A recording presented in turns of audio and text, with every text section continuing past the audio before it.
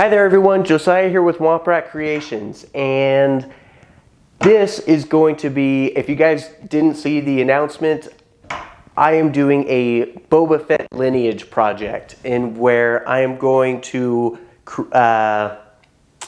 build and paint, well, I'm going to recreate a helmet from every stage of Boba Fett that we have. I'm talking all the way from concept design through to the Mandalorian, and today is the beginning of that series, and I'm going to go in chronological order. The first of which is the original Ralph McQuarrie concept design for Boba Fett, and this is the one that I'm the most excited about because it's so different than the Boba Fett that we end up getting to know. And the concept is just, I think originally he was meant to be more of a elite stormtrooper than his own identity. So it's kind of more based off a stormtrooper helmet. It's a little insect-like. We don't have the Mandalorian T-visor established yet. It's just a pure Ralph McQuarrie concept, and it is beautiful. And so I thought about how I was going to make this helmet, and I thought, well, I'll 3D print it, I'll design it and then get it 3D printed and just do a paint up. But I started doing some research, and I found someone on the RPF who has an amazing original sculpt of this helmet that they did, and they're offering it as a kit right now. They are 00FX. They have Facebook, Instagram. I'll have their links down in the description so you can go check them out. But this guy has made from the kits that I found out there, what I consider to be the most accurate. It's hard to say accurate because you're working off of a concept design, and we don't have any actual reference of a actual helmet that was made from that design. But looking at the concept design, 00FX, their helmet is the closest that you can get to that concept design. It's a beautiful, beautiful helmet, and I have it right here. So let me just pull it out and stop talking about it. This is 00FX's McQuarrie concept Boba Fett helmet, and it is beautiful. I think he really captured a lot of detail that a lot of other kits out there just didn't. And like I said, I'm not blaming them. You're working off of a concept design. It's a sketch, and a kind of a rough sketch at that. So it leaves a lot of wiggle room. But I think he really managed to capture a lot of great things with this sculpt that just I didn't see in any others out there. It's also a beautiful casting. This thing it's even throughout. There's no thin areas that I'm worried about. You can see that there's a slight step in the from the two pieces of the mold right here, but it's, I mean, minuscule. This is going to take very little cleanup work. I can tell that he put a lot of thought into the mold for this, and I'm very thankful for that. So, oh, and I also, if I can find it, I also got this bag of goodies to construct the rangefinder and some of the pieces up front for the front of the helmet. I mean, guys, I can't tell you how excited I am. This is, so far, the most excited that I am to do a helmet for this Lineage project. So, I'll stop talking about it so we can get to work. The first thing that I need to do is take out my Dremel so that I can do some slight cleanup work on a couple of these pieces. I'll move on to some sandpaper, do a little bit of primer just so I can get a really good look at the surface, see if there's anything else, and then we'll move on to painting. Let's get to it, guys.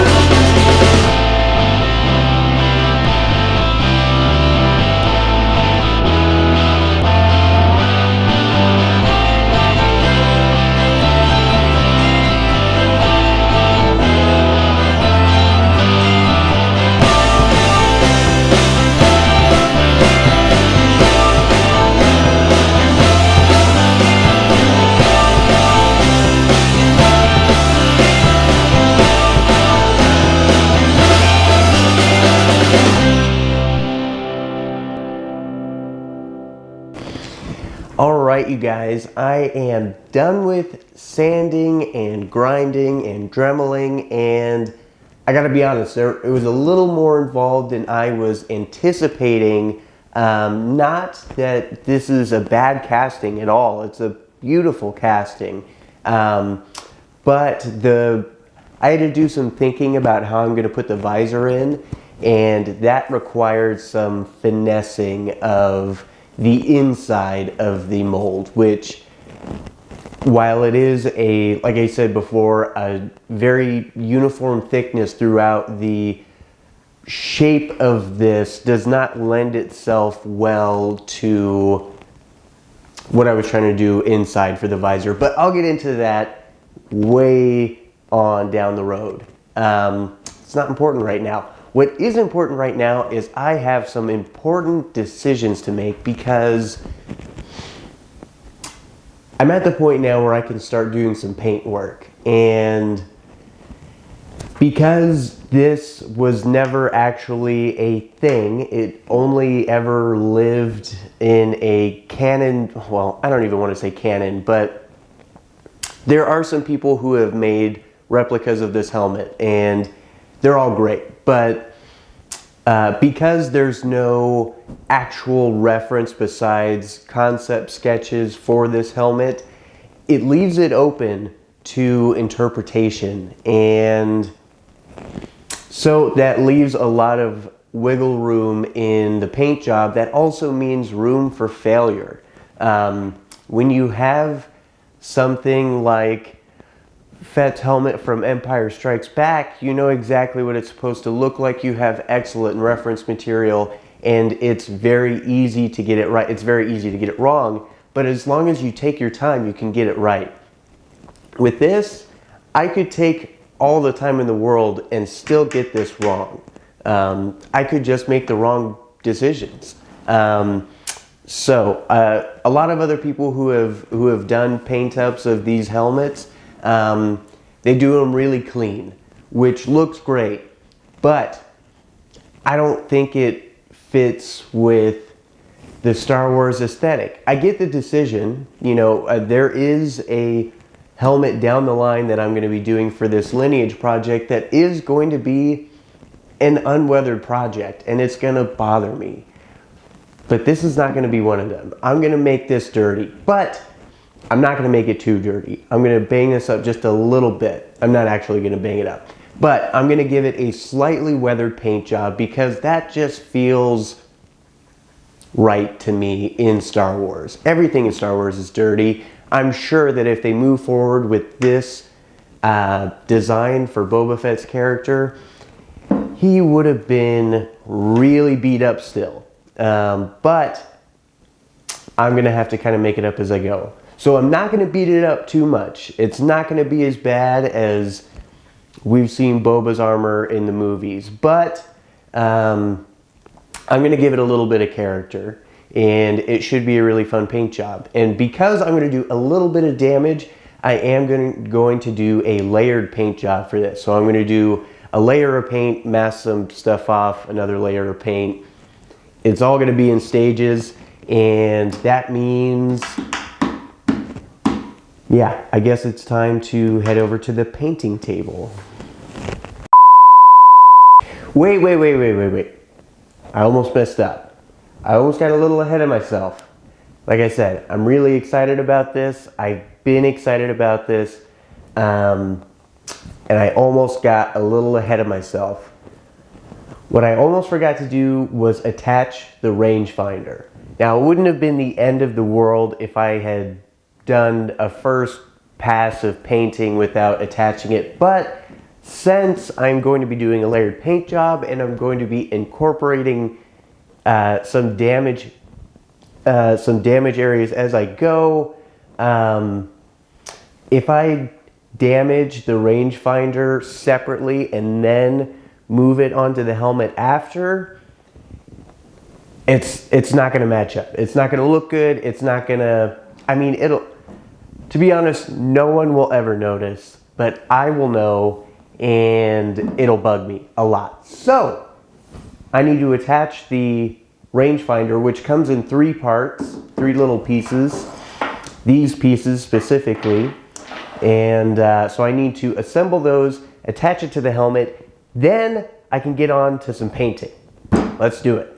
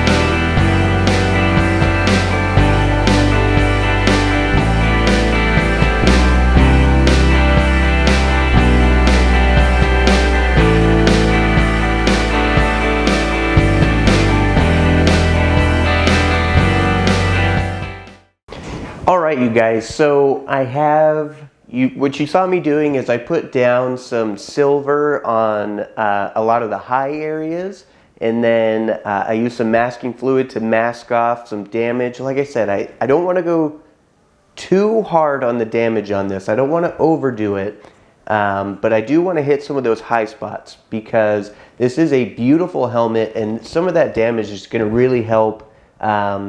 It's not only going to help me tell the story of this helmet, but it's also going to make some of the really clean, nice details in this casting really stand out and get noticed. So, yeah, I put down some silver, masked that off, and then I went through with, this is another thing I'm really excited about. The silver that I put down was Humbrol. It's an enamel paint that for airbrushing that I had left over from my other Return of the Jedi Boba Fett stuff. Figured that was fitting. But for the rest of this, and the next color that I put on after the silver already, I switched to a new paint that I've never used before. This is Archive X.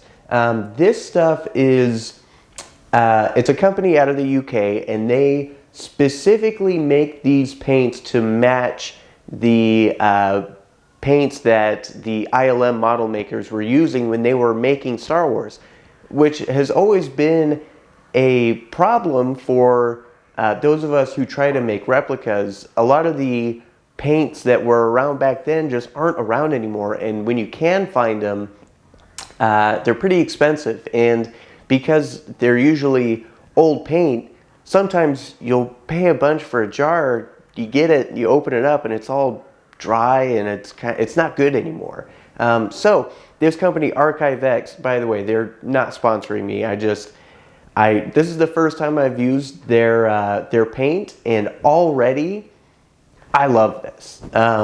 This might be my favorite airbrushing paint going forward. But yeah, so I put down some of their Reefer Gray, so that I could get kind of a two-tone damage, which is very much a Boba Fett-esque. You know, the Boba Fett helmets that we're used to seeing are, I mean, they look like they've been painted a couple different times over the years. So when you get damage on that, some of it will only go through to the first couple layers of paint, and so you can see these different colors. I'm not going to go as crazy with that on this helmet. but I did want to get at least a secondary color in there. So I sprayed down some of the reefer gray on top of the silver and masked off some additional damage. Really hoping I didn't overdo it. I don't think I did, but I won't really be able to know until I take off the liquid masking later on. But I did want to let you guys know that I am trying out these Archive X paints. The rest of the paints that I'm going to put on this helmet are from Archive X, and I mean, this reefer gray looks beautiful. It thinned really nicely. It laid down beautifully. So yeah, I mean, there's a lot of exciting things for me anyways going on in this build. But now that I have the damage masked off, I'm going to go through and do some pre-shading, which I don't think I've talked about much with you guys. I might have mentioned it once before, but I don't think I've gone in depth on any of that. So what I mean by pre-shading is some of these areas that are kind of deep crevices, like I guess a little bit where the top dome meets the rest of the helmet, and definitely up in here. There's going to be some pieces that go and kind of bring this out a little bit, but definitely in here is a deep spot of the helmet. Places that dirt would get into and it would be kind of hard to clean. Some of these little detail inserts in the back of the helmet. I'm going to go through and spray a really dark gray and really kind of pack it in there a little bit. And then that way later when I go over it with the lighter color, it will still kind of shine through, or not shine through, but you'll still be able to see it's a little darker in those areas. And that's a very common way to achieve some pre-shading beforehand with your airbrush, before you do any washes or anything like that. I think it can really give a cool effect if you do it right. I don't have a ton of experience with it. Most of the time when I've done it in the past, I've put down my pre-shading and then I pack so much paint on top of it that you kind of lose the effect. So I'm going to try my hardest not to do that on this. So the next step I'm going to do, go through with some pre-shading with a really, really dark gray, also from Archive X. And then after that, I think we'll be on to the white. The main color of the helmet is going to be a reefer white, and that is just kind of an off-white. So yeah, let's get back to painting.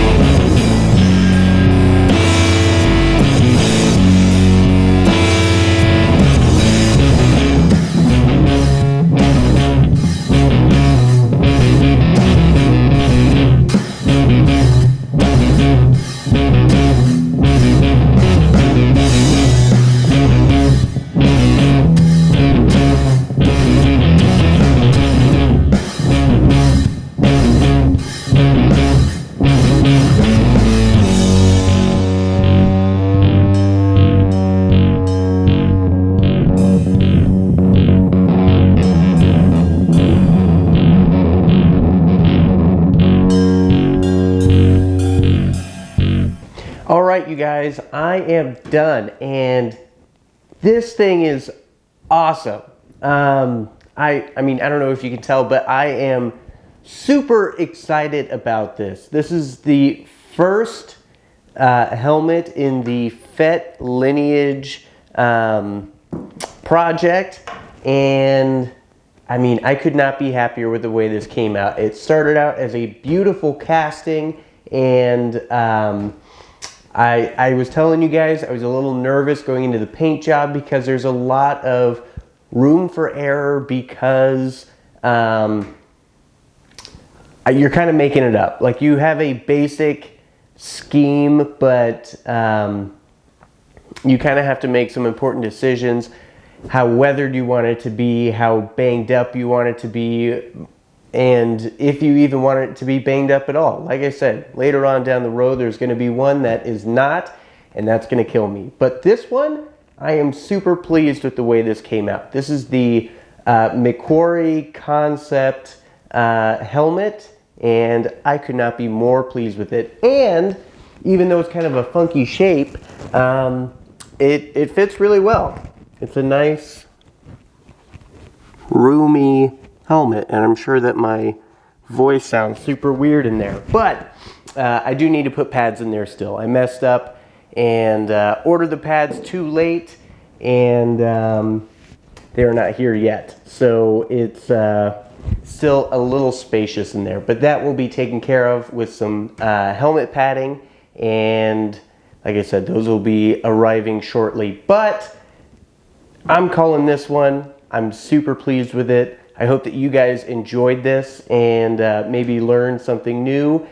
I mean, I'm just so excited to be going down this road with this project. I mean, I've been doing a ton of research. Shout out to the folks over at the Dented Helmet for just the years of information and builds, and just the community over there is amazing. And I've been doing a lot of research. I'm realizing that this is going to be a huge project. But I can say that the first one is done, and I'm excited to see the progression as we go through and see how Boba Fett evolves as a character.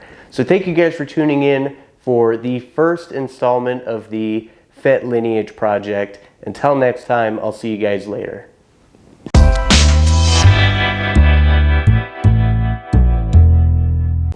Hey, if you enjoyed today's video, make sure that you hit the subscribe button and the notification bell right next to it. That lets you know every time that we come out with a video so that you don't miss a thing, and it really helps us out with keeping the lights on over here. Thanks, guys. 517 to scanner control. 517 to scanner control. 316, report to control. 53 to upper bay door. 53 to upper bay door.